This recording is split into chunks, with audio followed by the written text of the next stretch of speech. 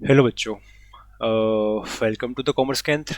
और अगर आप क्लास 11th में आ गए हो, मतलब आ ही गए होंगे और इस लेक्चर को देख रहे होंगे, तो हमने इकोनॉमिक्स की शुरुआत कर दी थी, जहां हमने चैप्टर फर्स्ट कवर कर लिया था, जो बेसिक चीज़ें थी। अगर आपको याद हो तो चैप्टर फर्स्ट को हमने दो हिस्सों में बांटा था। मैंने आपको बताया था कि 11th की इकोनॉमिक्स जो है ना बेटा, दो हिस्सों में बटी हुई है। एक हिस्से में हम जो पढ़ते हैं वो है इंडियन इकोनॉमिक डेवलपमेंट को पढ़ते हैं, एक पार्ट को हम कह सकते हैं, और एक पार्ट में हम स्टेटिस्टिक्स को पढ़ते हैं। और अभी जो हम कवर करने वाले हैं वो है इंडियन इकोनॉमिक डेवलपमेंट। और इसीलिए जो हमने फर्स्ट चैप्टर कवर करा था, उसमें उस चैप्टर को भी दो हिस्सों में बांटा गया था। एक में इंट्रोडक्शन बताया गया है बेसिक इकोनॉमिक्स के बारे में, और एक में आधे वाले हिस्से में बताया गया था इंट्रोडक्शन ऑफ स्टेटिस्टिक्स के बारे में। तो क्योंकि अभी हमें इंडियन इकोनॉमिक डेवलपमेंट को समझना था, इसलिए मैंने बेसिक इकोनॉमिक्स वाली चीजें हमने आपको समझाई थी मैंने। तो आज जो है हम सही मायने में हमारी जो 11th की इकोनॉमिक्स है, खासकर इंडियन इकोनॉमिक डेवलपमेंट पार्ट है ना, उसको कवर करेंगे। और चैप्टर का नाम जैसा कि आप सामने देख पा रहे होंगे, इंडियन इकोनॉमी। अब इकोनॉमी का मतलब आपको पता होगा, अगर आपने सारे लेक्चर में देख रखे होंगे ना। लिखा है Indian economy on the eve of independence. ये होता क्या है, और लेक्चर नंबर 1 ही है हमारा आज का। तो शुरुआत करते हैं सब क्या है।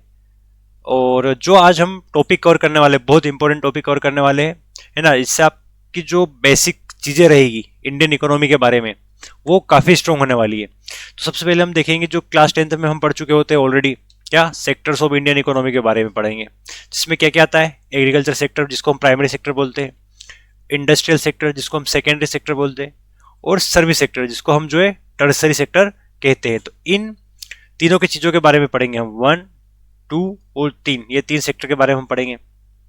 उसके बाद हम बात करें तो हम पढ़ेंगे historical background of Indian economy. फिर हम पढ़ेंगे अगला topic, impact of British rule. British rule का क्या इफेक्ट रहा हमारे कॉलोनियल रूल के कारण। और आज का लास्ट टॉपिक हम जो कवर करेंगे, इकोनॉमिक ग्रोथ एंड एस्टिमेट्स। जब ब्रिटिशर्स हमारे देश में थे, तब हमारे देश की कंडीशंस क्या रही थी। तो उन चीजों को हम जो है आज कवर करने वाले हैं। तो कुछ बेसिक चीजें मैं आपको बता दूं। चैप्टर 2 इस सेंस में है क्योंकि इससे पहले हमने चैप्टर 1 कवर कर लिया था, है ना। इंट्रोडक्शन ऑफ इकोनॉमिक्स क्या होता है, माइक्रो और मैक्रो दोनों को बारे में थोड़ा थोड़ा समझा था हमने। अब हम जो समझ रहे हैं इंडियन इकोनॉमी। अब इंडियन इकोनॉमी मतलब हमारे देश की बात हो रही है, ठीक है।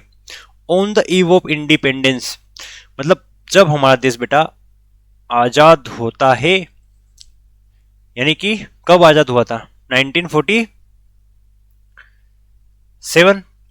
तो उस समय पर हमारे देश की कंडीशंस क्या थी, ठीक है, हम उसको समझेंगे। या फिर कुल मिला के अगर हम समझे, जब हमारे देश को अंग्रेज छोड़कर गए, तो हमारे देश की स्थिति क्या थी, कैसे हमने, हमारी गवर्नमेंट ने मिलकर हमारे देश को संभाला, डेवलपमेंट की कंडीशंस को बड़ा एक तरीके से डेवलपमेंट की ओर हम ले गए। क्योंकि जब अंग्रेज हमारे देश को छोड़कर गए थे, उस चैप्टर में हम कवर करेंगे भी सही कि हमारे देश की कंडीशंस क्या थी जब अंग्रेज हमारे देश को छोड़कर गए थे। तो और कुछ चीजें हम पढ़ेंगे कि अंग्रेज के पहले हमारे देश कैसा था, और अंग्रेज आए तब हमारे देश की स्थिति क्या बनी, और जब अंग्रेज गए तो वहां से लेकर आज तक, यानी आज तक अभी तक कैसे इंडिया ने डेवलपमेंट करा और अपने आप को इस पोजीशन में लाए, है ना। तो हम उन सब चीजों को कवर करने वाले इस चैप्टर में। तो स्टार्ट करते हैं हम। और इस चैप्टर का मतलब ये होता है कि Indian economy on the view of independence, मतलब आजादी के वक्त हमारे देश की इकोनॉमी कैसी थी, हमारे देश की जो आर्थिक गतिविधि जो थी, आर्थिक व्यवस्था जो थी, वो कैसी कंडीशंस में थी। अब ये क्या होती है, धीरे धीरे आपको समझ में आने लगेगा। इस चैप्टर को शुरुआत करने से पहले ना, आपको 3 सेक्टर्स के बारे में पता होना चाहिए, और जो कि लिखा है overview of Indian economic structure. Economic structure के बारे में, तो सेक्टोरल डिवीजन की हम बात करें, तो इंडियन इकोनॉमी के स्ट्रक्चर की हम बात करें तो 3 सेक्टर में इसको बांटा गया है, एग्रीकल्चर सेक्टर, इंडस्ट्रियल सेक्टर और सर्विस सेक्टर। 10th क्लास में हम बाकायदा इकोनॉमिक्स में इन चीज़ों को पढ़ते हैं, बट फिलहाल एक बार मैं आपको और समझाना चाहूँगा। अब ये सेक्टर्स होते क्या है, ये सेक्टर जो लिखा हुआ है ना बेटा, ये एक्चुअल में होते क्या है। ये जो सेक्टर्स होते हैं ना, देखो कुछ ऐसा समझो कि बेटा मैं आपसे पूछूं कि इस दुनिया जहान में बेटा लोग कितने काम है। काम मतलब जो लोग पैसे कमाने के लिए रोज, कोई डॉक्टर है, कोई इंजीनियर है, जैसे मैं टीचर हूँ, कोई दुकान खोलकर बैठा है, कोई मैन्युफैक्चरिंग का काम कर रहा है, मैन्युफैक्चरिंग मतलब चीज़ों को बनाना, कोई स्मॉल लेवल पर मैन्युफैक्चरिंग कर रहा है, तो कोई लार्ज लेवल पर मैन्युफैक्चरिंग कर रहा है, किसी की कुछ दुकान है, किसी की। तो मैं आपसे पूछूं कि बेटा इस दुनिया जहान में लोग कितने काम कर रहे हैं, तो शायद गिनाते गिनाते शायद एक लेक्चर हमारा उसी में बन जाएगा, क्योंकि काम, नौकरियां, जॉब, बिजनेस, कोई एक चीज थोड़ी पता नहीं कितनी है। तो गवर्नमेंट ने सोचा कि यार हमारे देश में इतने सारे काम है, हमें पता तो होना चाहिए कि ये काम क्या है, लोग किससे जुड़े हुए, क्या कर रहे हैं, कितना कमा रहे, फायदा हो भी रहा है कि नुकसान ही हो रहा है। गवर्नमेंट को तो सब पता होना ही चाहिए। गवर्नमेंट ने सोचा कि एक काम करते हैं, सारे काम तो अगर एक एक स्टडी करेंगे तो ऐसे तो समझ ही नहीं पाएंगे हम। तो गवर्नमेंट ने बोला कि एक काम करते हैं, सारे काम को मिलाकर 3 कैटेगरी में बांट दो। जितने भी काम है ना इस दुनिया जहान में, चाहे वो खेती कर रहा हो, चाहे वो बिजनेस कर रहा हो, चाहे वो नौकरी कर रहा हो, चाहे वो कुछ भी कर रहा हो पैसे कमाने के लिए, गवर्नमेंट ने बोला कि दुनिया में जितने भी काम है पैसे कमाने के हिसाब से उनको 3 हिस्सों में बांट दो। और उन्हीं 3 हिस्सों में जब काम को बांटा गया तो उसी को बोला गया सेक्टर्स ऑफ इकोनॉमी। ठीक है, अब ये क्या था, 3 सेक्टर बांटे गए। पहले को नाम दिया गया प्राइमरी सेक्टर, प्राइमरी सेक्टर। एक को नाम दिया गया सेकेंडरी सेक्टर, और एक को नाम दिया गया बेटा टर्शरी सेक्टर। आपको लिखने की जरूरत नहीं है, लिखा हुआ आप मिल जाएगा, और नोट्स आपको बनाना अपने हिसाब से, ठीक है, ताकि आपको रिवीजन करने में आसानी रहे। तो गवर्नमेंट ने एक्चुअल में 3 सेक्टर बनाए, प्राइमरी, सेकेंडरी और टर्शरी सेक्टर, और इन्हीं को नाम दिया गया एग्रीकल्चर, इंडस्ट्रियल और सर्विस। ऐसा क्यों किया गया हम समझेंगे धीरे धीरे। देखो गवर्नमेंट ने सोचा कि एक काम करते हैं, जितने भी लोग नेचुरल एक्टिविटी से जुड़े हुए हैं, क्या बोला मैंने बेटा, नेचुरल एक्टिविटी से जुड़े हुए हैं, उन सबको प्राइमरी सेक्टर में रख दो। नेचुरल एक्टिविटी क्या होती है, जैसे कि कोई एग्रीकल्चर में जुड़ा हुआ है, ठीक है, कोई मान लो फॉरेस्ट्री में जुड़ा हुआ है, ठीक है, कोई मान लो जैसे कि ऐसे माइनिंग में जुड़ा हुआ है, माइनिंग मतलब खुदाई करते हैं ना जमीन की, और उसमें से बहुत सारे मिनरल्स निकालते हैं, उससे जुड़ा हुआ है। अब माइनिंग भी तो क्या है, हमने प्रकृति का यूज कर रहे हैं तभी तो हो पाएगी माइनिंग। जो भी हम खुदाई करते हैं, कोयला निकालते हैं हम, सोना, चांदी, एल्यूमिनियम, आयरन, तो ये जितनी भी चीजें हैं ये सब हमें नेचर से मिलती है। और नेचुरल एक्टिविटी यहाँ पे लिखा हुआ है, क्या लिखा हुआ है, जितनी भी नेचुरल एक्टिविटी है वो प्राइमरी सेक्टर में आ जाएगी, ठीक है। और इसीलिए मेन तो इसका एग्रीकल्चर है ना। एग्रीकल्चर में अब जो है पशुपालन, जो है पशुपालन मतलब समझते हो ना, पशु पालना, गाय भैंसे पालना, बकरियां पालना, तो ये भी सब इसी में आ जाता है। और ज्यादातर हिस्सा जो इसमें एग्रीकल्चर वाला रहता है, इसीलिए इसका नाम दिया गया बेटा एग्रीकल्चरल सेक्टर, या एग्रीकल्चर सेक्टर नाम दिया गया है ना, क्योंकि मेन जो इसमें हिस्सा है वो एग्रीकल्चर का ही है, ठीक है। फिर सेकेंडरी सेक्टर में क्या आया, अब सेकेंडरी सेक्टर में बेटा आया मैन्युफैक्चरिंग का काम, मैन्युफैक्चरिंग का काम। अब मैन्युफैक्चरिंग समझते हो आप, चीजों का निर्माण करना। तो देखो बेटा, अब मान लो एग्रीकल्चर सेक्टर में क्या हुआ, जैसे कि फसल उगाई, जैसे सोयाबीन, ठीक है। एक एग्जांपल हम और ले लेते हैं शुगर केन का, है ना। शुगर केन तो समझते हो, गन्ना, सोयाबीन है और शुगर केन है। अब ये काम था, अगर किसी ने सोयाबीन उगाया, किसी ने शुगर केन उगाया, तो आप क्या बोलोगे, वो एग्रीकल्चरल सेक्टर से जुड़ा हुआ व्यक्ति है।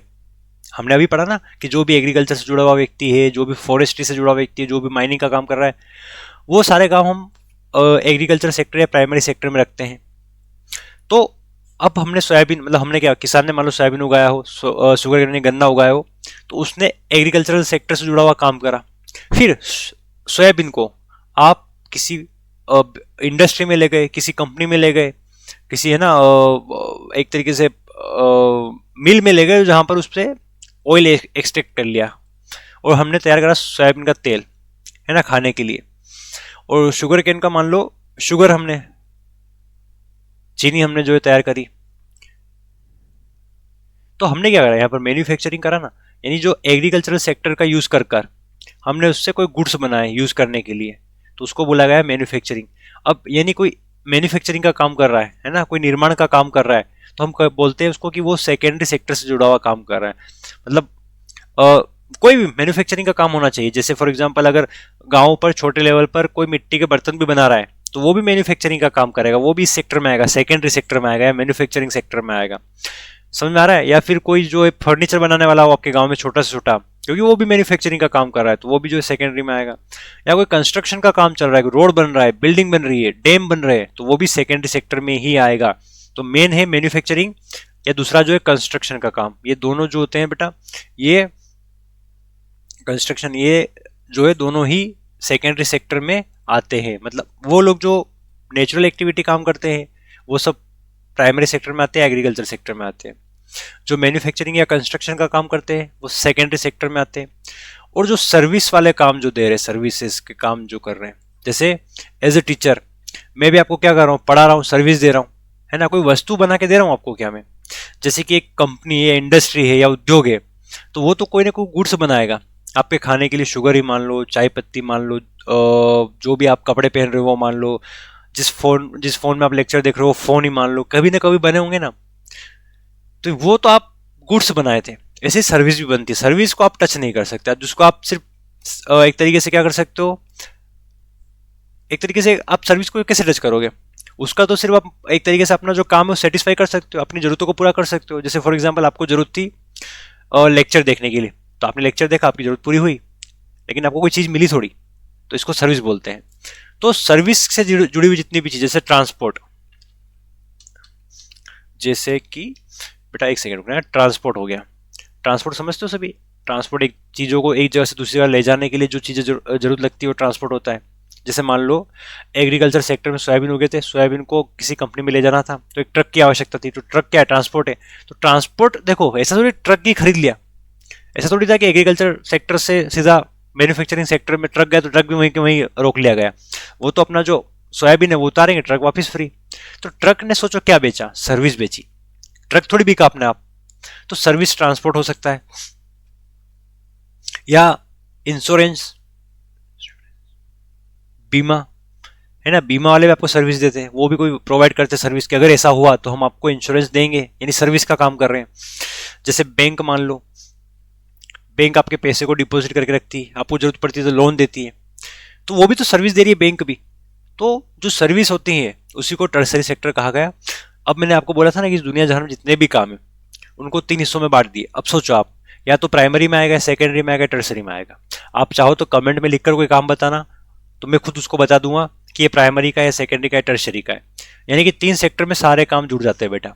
ये अपना दिमाग लगाना पड़ेगा कि वो सर्विस है, या वो मैन्युफैक्चरिंग का काम है, या वो नेचुरल काम है। तो अपने आप आपको पता चल जाएगा कि ये सेक्टर्स क्या होते हैं। अब आपको इन सेक्टर्स के बारे में इसलिए पढ़ना था क्योंकि हम जब पढ़ेंगे कि अंग्रेजों ने इस सेक्टर में ऐसा करा, इस सेक्टर में ऐसा करा, है ना, जैसे कि सबसे ज़्यादा तो हमारा जो देश था वो एग्रीकल्चर पे डिपेंड था, और अंग्रेजों ने सबसे पहले हमारे यहाँ का एग्रीकल्चर ही खत्म कर दिया। फिर मैन्युफैक्चरिंग तो ना के बराबर थी, जो थी वो अंग्रेजों ने अपने हिसाब से डाली थी ताकि उनका फायदा हो सके, और सर्विस सेक्टर तो बिल्कुल लगभग खत्म ही था। तो ये अगर मैं बोलता उस टाइम पे क्वेश्चन आंसर में आपको सीधा कि भैया ये प्राइमरी सेक्टर है, सेकेंडरी, आपको पता नहीं चलता। लेकिन क्योंकि हमने थोड़ा बहुत पढ़ लिया है ना, बाकायदा आगे हम और पढ़ भी लेंगे, तो अपने को पता रहेगा कि ये होता क्या है। तो ये चीज़ें, बेसिक चीज़ें हमने पढ़ी, इसीलिए आप चाहो तो इसलिए एक आप लिख सकते हो कि 3 सेक्टर्स के बारे में हमें पढ़ना रहता है।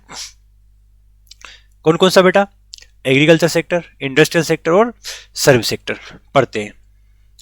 सबसे पहले हम स्टार्ट करते हैं एग्रीकल्चर सेक्टर क्या होता है। एग्रीकल्चर सेक्टर, और जिसको हम प्राइमरी सेक्टर भी कहते हैं, दिस सेक्टर इंक्लूड एग्रीकल्चर। सीधी सी बात, पहले बोला था एग्रीकल्चर तो बहुत ज़्यादा इंपॉर्टेंट है।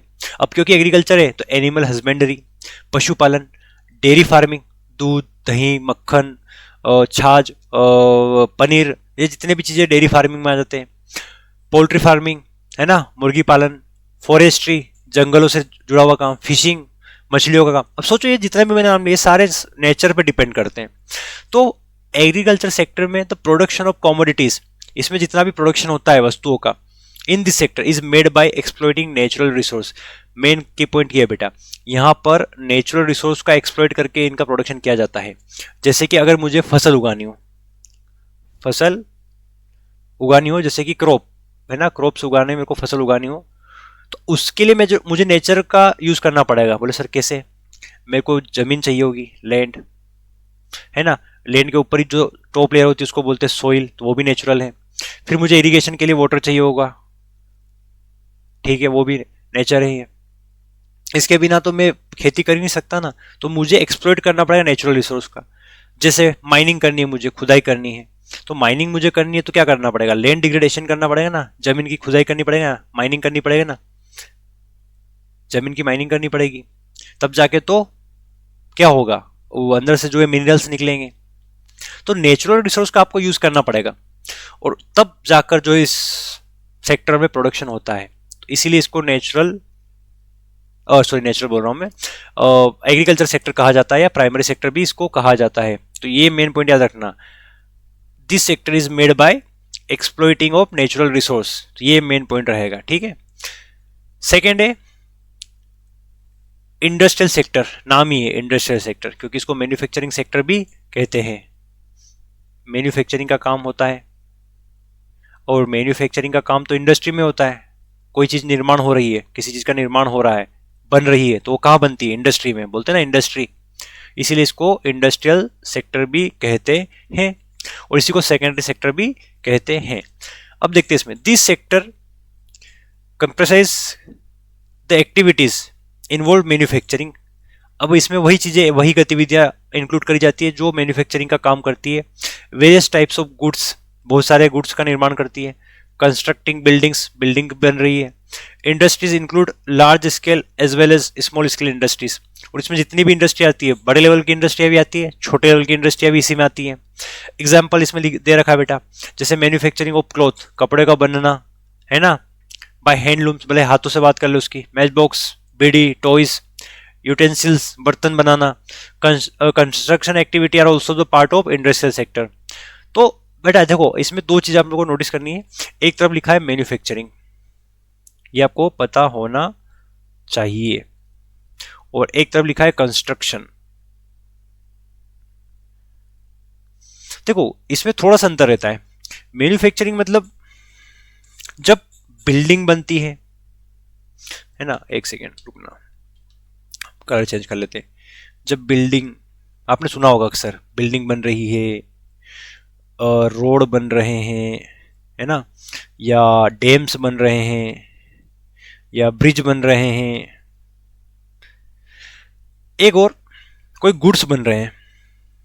गुड्स है ना, वस्तु जिसका हम उपयोग करते हैं, गुड्स होती है। गुड्स मतलब जिसका हम डेली लाइफ में या कभी कभी जिसका हम इस्तेमाल करते हैं, तो उसको हम गुड्स बोलते हैं, वस्तु है जिसको हम बोलते हैं वस्तुएं। तो मैन्युफैक्चरिंग में जो वस्तुएं बनती है ना, जो हम पर्सनल यूज करते हैं, इंडिविजुअल, तो उसको बोलते हैं मैन्युफैक्चरिंग होना, निर्माण करना। लेकिन ये जो बड़े लेवल पर प्रोडक्शन होता है, जिनका प्रोडक्शन बोल रहा हूं मैं, मतलब कंस्ट्रक्शन होता है, बिल्डिंग हो गया, रोड हो गया, डैम्स हो गए, ब्रिज हो गए, तो इनके लिए हम कंस्ट्रक्शन वर्ड यूज करते हैं। आया समझ में? बस इतना फर्क होता है इसमें। जैसे कि मान लो आपके कपड़े, तो इसको बोलेंगे मैन्युफैक्चरिंग होना। जैसे कि आपका फोन, तो उसको बोलेंगे मैन्युफैक्चरिंग होना। जैसे कि जो भी चीज़ आपके रूम में, अगर आप आसपास नजर डाल रहे हो, जो भी चीज़ आपके रूम में बनी हुई है, वो सब मैन्युफैक्चर हुई है। लेकिन आपका जो रूम है, बिल्डिंग है, उसका कंस्ट्रक्शन हुआ है। तो ये जो चीज़ें मेन, इनके लिए कंस्ट्रक्शन यूज करते हैं और बाकी के लिए मैन्युफैक्चरिंग यूज करते हैं। ठीक है बेटा, तो ये फर्क होता है इसीलिए। और मैंने ये आपको बोला कि सेकेंडरी सेक्टर में मैन्युफैक्चरिंग भी आएगी और कंस्ट्रक्शन भी आएगा। ठीक है, तो ये फर्क होता है। नाउ लास्ट हमारा है भैया सर्विस सेक्टर, किसको बोलेंगे हम, tertiary sector. This is the third major component of Indian economy. पहली बात तो ये थर्ड इंपॉर्टेंट कंपोनेंट क्यों बोला गया है, क्योंकि आज के टाइम पर अगर हमारे देश 100 रुपए कमा रहा है, मैं बता रहा हूं आपको, जैसे 100 रुपए कमा रहा है, तो 100 में से जो है बेटा 65 to 70 रुपए जो है ना, थर्ड टर्सरी सेक्टर से आ रहा है। तो ये आपको ध्यान रखना है। तो क्या लिखा है, third major component of Indian economy, while specific example where note detail in hand, sorry ये क्या लिखा है भाई, hand written it's classification stand along primary secondary. चलो छोड़ो, ये नोट्स में गड़बड़ हुई है बेटा, इन नोट्स में गड़बड़ हुई है, मैं आपको समझा देता हूँ, है ना, ये सब बोलो इसको। सर्विस सेक्टर इसको बोला जाता है ना, जहां पर वेरियस सर्विसेज इंक्लूडेड ना, वेरियस सर्विसेज, बहुत सारी सर्विस जो होती है वो इस कैटेगरी में आती है। जैसे कि क्या, जैसे कि मैं बात करूँ ट्रांसपोर्ट की, जैसे मैं बात करूँ इंश्योरेंस की, जैसे मैं बात करूं बैंकिंग की, है ना, जैसे मैं बात करूं टीचिंग की, जैसे मैं बात करूं डॉक्टर्स की। तो सोचो ये सारे काम ना बेटा सर्विस देते हैं। जैसे डॉक्टर बैठ के सर्विस दे रहा है, टीचर पढ़ा रहा है, तो एक सेकेंड ना, टीचर जो पढ़ा रहा है वो भी सर्विस ही दे रहा है। बैंकिंग हो गया, इंश्योरेंस हो गया, ट्रांसपोर्ट हो गया, तो ये सब क्या करते हैं बेटा, सर्विस का ही काम कर रहे होते हैं। तो ये जो है ना इस हिस्से में आता है। तो हमने अभी कवर करा 3 सेक्टर को। तो अब आपको पता होना चाहिए कि एग्रीकल्चर सेक्टर मतलब क्या, जो एग्रीकल्चर या नेचुरल एक्टिविटी से जुड़े हुए लोग हैं उसको एग्रीकल्चर सेक्टर बोलते हैं। फिर आया बेटा मैन्युफैक्चरिंग सेक्टर, सॉरी बोल रहा हूँ, इंडस्ट्रियल सेक्टर, इंडस्ट्रियल सेक्टर।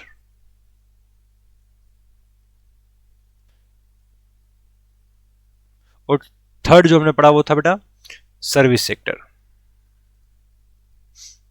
ये 3 सेक्टर क्या होते हैं, क्या क्या इसमें आता है, हमने समझ लिया। बेसिकली वो काम होते हैं जिसमें लोग जुड़े होते हैं। गवर्नमेंट ने काम को आसानी से समझने के लिए सबको 3 हिस्सों में बांट दिया, एग्रीकल्चर, इंडस्ट्रियल और सर्विस। तो अब आगे जाकर हम समझेंगे कि अच्छा इंडस्ट्रियल सेक्टर में ऐसा हुआ था, सर्विस सेक्टर में ऐसा हुआ था, एग्रीकल्चर सेक्टर में ऐसा हुआ था, ब्रिटिशर्स यानी अंग्रेजों ने क्या क्या करा था।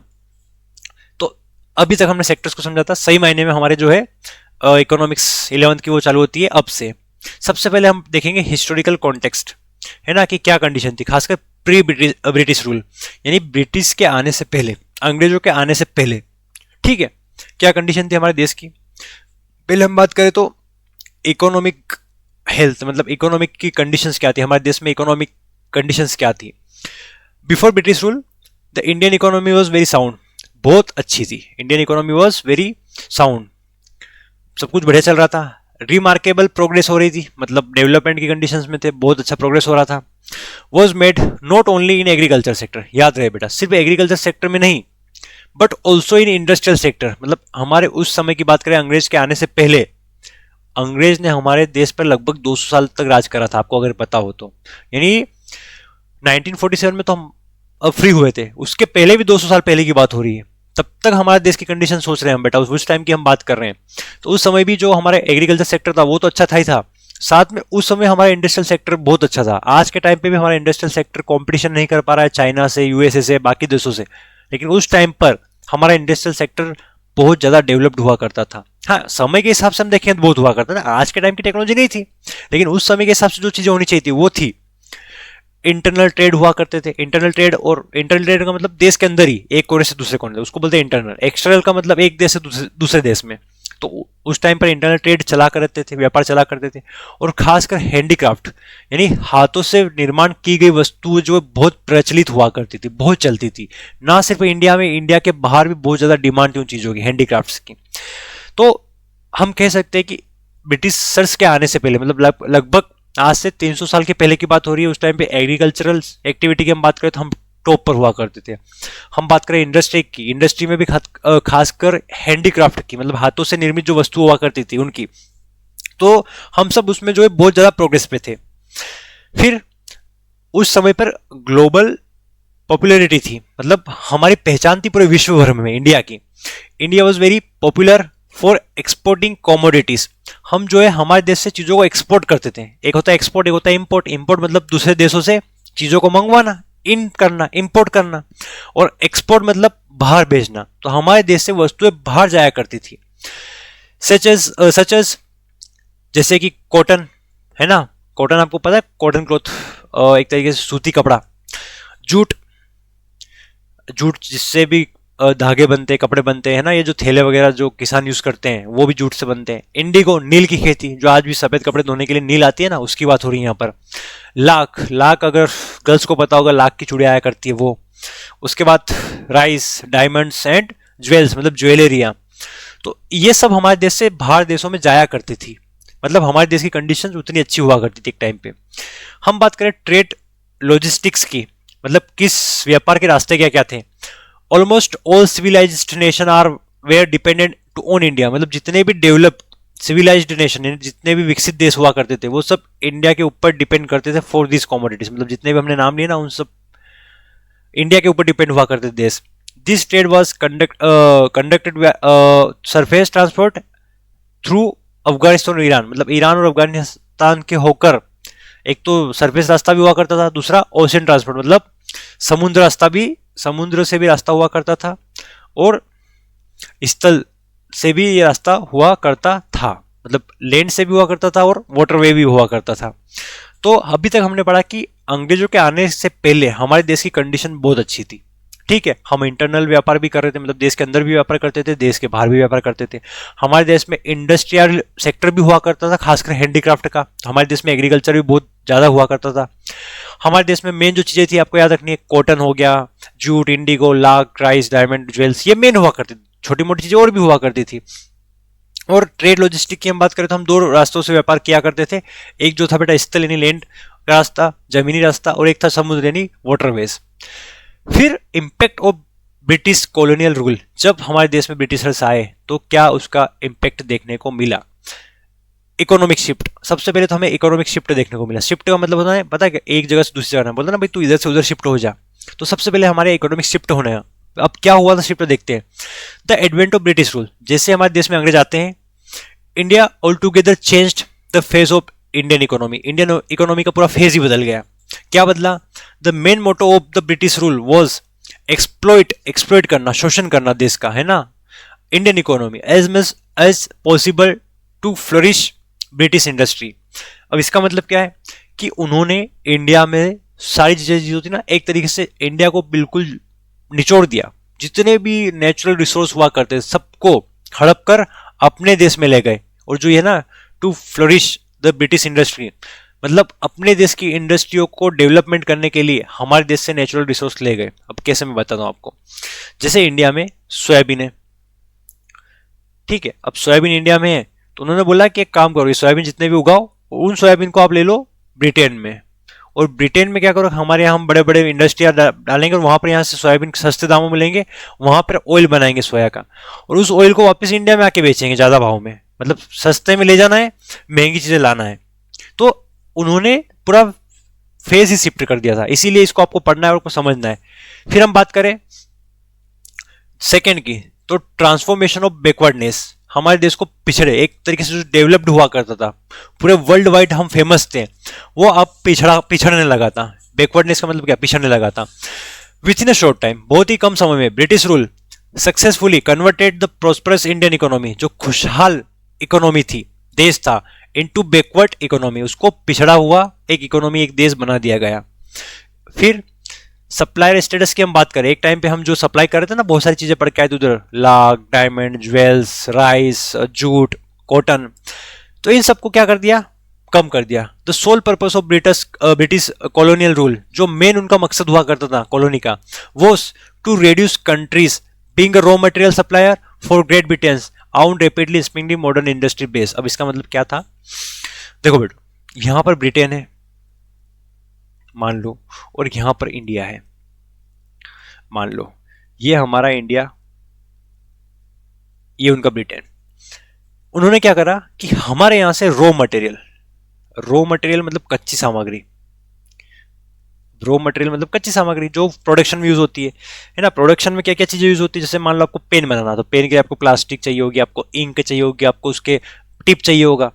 तो ये आप कहीं से मंगवाओ और अपने देश में पेन बना के बेचो। तो कोई भी चीज बनाओ तो उसके लिए रॉ मटेरियल तो लगता है ना।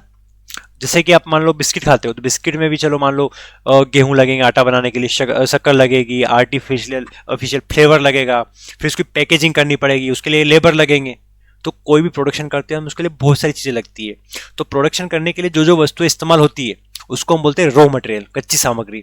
तो इंडिया को उन्होंने क्या करा कि रॉ मटेरियल के लिए एक रॉ मटेरियल सप्लायर बना दिया कि इंडिया से क्या करो, से इंडिगो, नील बनाओ। उस टाइम पे ना कपड़े इतने रंगीन हुआ नहीं करते थे, उन्होंने बोला कि एक काम करते, इंडिया वाले से नील की खेती करवाते हैं और वो हम जो है ब्रिटेन में ले जाएंगे वहाँ, ठीक है। इंडिया वालों से कॉटन की खेती करवाते हैं, कपास उगवाते हैं, और फिर जो है उस कॉटन को ब्रिटेन ले जाएंगे। इंडिया वालों से हम जो है राइस की खेती करवाते हैं, उस राइस को हम जो है ब्रिटेन ले जाएंगे। अब उन सब से यहाँ पर जो इंडस्ट्री जो है फैक्ट्री जो है, वहां से सही चीजें बनवाएंगे। जैसे कि इंडिगो गया तो नील कपड़े, नए नए कपड़े कलर वाले बनाए, ठीक है।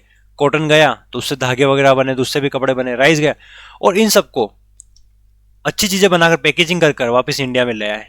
तो यहां से सस्ता लिया और यहां महंगा कर दिया, चीजें महंगी कर दी। तो वो कहां ना कहां इंडिया का फायदा उठा रहे। तो इसका मतलब यही था, ये जो लास्ट में लिखा है ना, to reduce the country being raw material supplier, हमारे देश को उन्होंने क्या बना दिया? रॉ मटेरियल सप्लायर बना दिया फॉर ग्रेट ब्रिटेन, उनके अपने खुद के देश के लिए। आउन rapidly expanding modern industry base, ताकि उनका खुद के जो इंडस्ट्रियल बेस बन रहा था मॉडर्न, उसको है ना इंडस्ट्रियल बेस मिल सके, एक तरीके से उनको जो है हेल्प मिल सके। तो ये उन्होंने जो है एक हमारे साथ करा था। तो ये हम पॉइंट पढ़ेंगे, ये 3 पॉइंट इसके रहेंगे कि ब्रिटिश रूल आने के बाद हमारे देश में क्या कंडीशन हुई।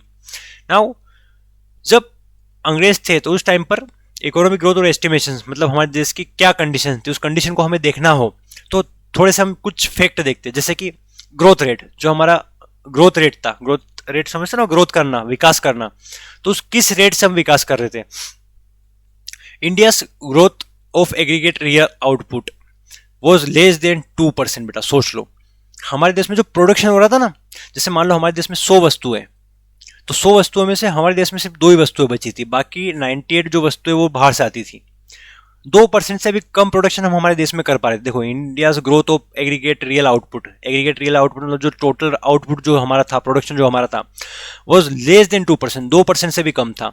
अब समझ जाओ उस देश पे हम उस टाइम पे क्या कंडीशन हमारे देश की रही होगी। पर कैपिटा आउटपुट, यानी पर कैपिटा आउटपुट की जो बात करें हम, 0.5% पर एनम जो ग्रोथ थी। जैसे पर कैपिटा आउट मतलब 0.5% का मतलब पता है क्या होता है कि कोई व्यक्ति अगर 100 रुपये कमा रहा है इस साल, तो अगले साल जो है 1% बढ़ेगा, मतलब 1 रुपया बढ़ेगा। सोचो 100 रुपये का 1% कितना होता है, 1 रुपया। यहाँ पर तो 1.5, मतलब एक व्यक्ति की अगर 100 रुपये मिल रहे हैं एक साल में, तो उसको अगले साल कितना पैसा मतलब 0.5, 50 पैसे ही बढ़ेंगे उसके। इतना धीरे धीरे इनकम बढ़ रही थी लोगों की, ये कंडीशन थी। तो ओवरऑल तो हमारे देश में 2% ही प्रोडक्शन आउटपुट हम दे पा रहे थे, और उसमें भी जो पर कैपिटा आउटपुट है, मतलब प्रति व्यक्ति जो बढ़ रहा था, वो 0.5% बढ़ रहा था। मतलब सोचो ना, पूरा भी नहीं, 0.5, 1 रुपया भी नहीं। तो ये कंडीशंस जो है ब्रिटिशर्स ने हमारे देश की कर दी थी बेटा। फिर हम बात करें नेशनल इनकम की, राष्ट्रीय आय, है ना। राष्ट्रीय आय क्या होता है बेटा, एक देश में जो, जैसे कि हमने अभी पढ़ के आए, 3 सेक्टर, प्राइमरी, सेकेंडरी और टर्सरी। तो इन तीनों सेक्टर से लोग बहुत सारे काम करते हैं। अब काम करेंगे तो पैसे आएंगे, तो तीनों सेक्टर के जो पैसे अगर हम जोड़ दें, क्या बोला मैंने, तीनों सेक्टर के पैसे अगर हम जोड़ दें तो जो वैल्यू निकल के आती है, उस वैल्यू को हम बोलते हैं नेशनल इनकम। कैसे, मैं बताता हूं। जैसे मान लो बेटा, ये प्राइमरी सेक्टर है, ये सेकेंडरी सेक्टर है, और ये टर्सरी सेक्टर है। प्राइमरी सेक्टर ने मान लो 20 रुपए कमा के दिए साल भर में इंडिया को, सेकेंडरी सेक्टर ने मान लो 30 रुपए कमा के दिए साल भर में इंडिया को, और टर्सरी सेक्टर ने मान लो 50 रुपए कमा के दिए। हालांकि ऐसा होता नहीं है, बट अभी समझ लो, है ना। आगे चलकर हम बहुत अच्छे समझेंगे नेशनल इनकम क्या होती है, खासकर क्लास 12 में, माइक्रो इकोनॉमिक्स में। फिलहाल इतना समझ लो, तीनों सेक्टर के पैसे जोड़े और 100 रुपए बने, तो हम बोलेंगे इंडिया की जो नेशनल इनकम है वो 100 रुपए की है। तो आया बेटा अपने को समझ में। तो अगर इसको हम समझे तो नेशनल इनकम उस टाइम पे 2 व्यक्तियों ने जोड़ी थी, एस्टिमेट करी थी। एक थे दादा भाई नारोजी और एक थे डॉक्टर VKRV राव। दादा भाई नारोजी जो है, उन्होंने 1867 to 68, है ना बेटा, 19 याद रहे, 1947 में तो हम आज़ाद हुए थे, और इन्होंने पहली बार नेशनल इनकम कब जोड़ी थी, है ना, लगभग इससे 100 साल पहले, 100 तो नहीं, 80 साल या 80 साल के आसपास की बात हो जाएगी, ठीक है। तो 80 साल पहले, आज़ाद होने के 80 साल पहले जब इन्होंने नेशनल इनकम जोड़ी, estimated national income was 340 crore. 340 crore बेटा, है ना। सोचो 340 करोड़, पूरे देश की, पूरे भारत देश की जो नेशनल इनकम थी वो 340 करोड़ थी। 340 करोड़ तो बेटा आज एक मूवी बनने में लग जाते हैं, है ना। हम सुनते हैं ना कि 500 करोड़ की मूवी बनी, सिर्फ एक मूवी बन रही है 500 करोड़ की। उस टाइम पे 340 करोड़ तो पूरा देश मिलकर कमाता था। तो अब सोचो क्या कंडीशन रही होगी। और पर कैपिटा इनकम तो 20 रुपए, मतलब एक व्यक्ति पूरे साल में सिर्फ 20 रुपए ही कमा पाता था पूरे साल में। ये कंडीशन थी उस टाइम पे हमारे देश की। और VKRV राव ने जब 1931 to 32, यानी हमारे देश आजाद होने से कुछ समय पहले जब एस्टिमेट करा था, तो इनकम बढ़कर देखो कितनी हुई, सिर्फ 1689, और पर इनकम बढ़कर कितनी हुई थी, 62 रुपए। सोचो अब ये कब की बात हो रही है, लगभग 70s की, 1870s की बात हो रही है। तो 1870 के बाद 1880, 90, 1930 और 30 इधर, देखो 30 साल इधर और 30 साल इधर, मतलब 60 साल बाद अंग्रेजों के राज में हमारी जो पूरे देश की इनकम थी, जो कि कितनी थी 340, वो बढ़कर कितनी होती है, तो सिर्फ 1689। और जो एक व्यक्ति साल भर में 20 रुपए कमा रहा था, वो 60 साल में जाकर सिर्फ 62 रुपए, मतलब 1 रुपया पर साल से बढ़ रहा था। सोचो बेटा, पूरे साल व्यक्ति काम करेगा तो अगले साल उसका 1 रुपया बढ़ेगा। ये कंडीशन में हमारे देश को लाकर छोड़ा था अंग्रेजों ने। तो हम सोच भी नहीं सकते कि उस टाइम पे लोग ने कैसे जिया होगा, क्या चीजें करी होगी। इतनी खराब कंडीशन हमारे देश की हुआ करती थी। इसीलिए बेटा हम जो चैप्टर पढ़ रहे हैं और आज हमारा जो चैप्टर खत्म भी होता है, बट हमें समझना है कि, और इसीलिए हमने समझा कि कैसे हमारा देश किस कंडीशन से निकल के आया और आज हम कहाँ स्टैंड करते हैं। ठीक है, और आज तो हमारे सामने बहुत नई चुनौती आ चुकी है, लेकिन आपको समझना तो पड़ेगा कि हमारे देश ने कैसे डेवलपमेंट करा। इसीलिए इस चैप्टर का नाम है Indian economy on the eve of independence. तो इसी चैप्टर को हम बेटा कल कंटिन्यू करने वाले हैं। And thank you all of you. अगर चैप्टर आपको समझ में आया हो और कुछ डाउट हो तब तो कमेंट करना, और समझ में आया हो तो लाइक कर देना। थैंक यू बच्चों।